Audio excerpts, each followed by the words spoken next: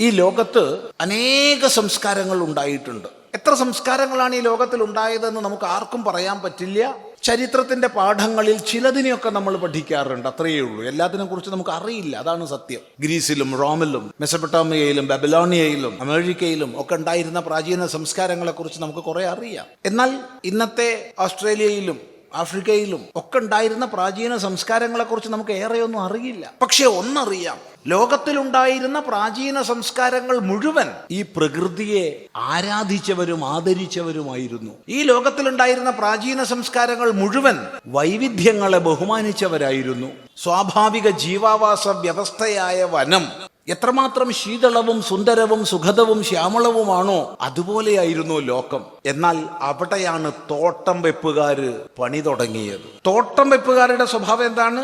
ഒന്ന് മാത്രം വിള, മറ്റെല്ലാം കള. ആയിരക്കണക്കിനായ വൃക്ഷങ്ങളെ വെട്ടി നശിപ്പിച്ച് യന്ത്രസജ്ജീകരണങ്ങൾ ഉപയോഗിച്ച് കുഴിയെടുത്ത് ഭൂമി നിരപ്പാക്കി തുല്യ അകലത്തിൽ കുഴിയെടുത്ത് അതിൽ വൃക്ഷത്തയ്യോ അഥവാ വിത്തോ നട്ട് വെള്ളമൊഴിച്ച് അവ വളർന്നു വരുമ്പോൾ കള പറിച്ച്, അടിവരയിട്ട് മനസ്സിലാക്കുക, കള പറിച്ച്. വനത്തിൽ കളയും വിളയും ഇല്ല.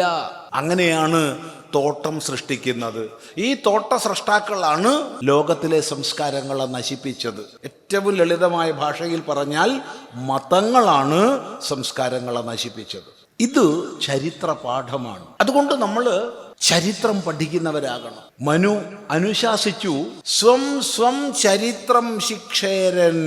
സ്വന്തം ചരിത്രത്തെ പഠിക്കുമാറാകട്ടെ.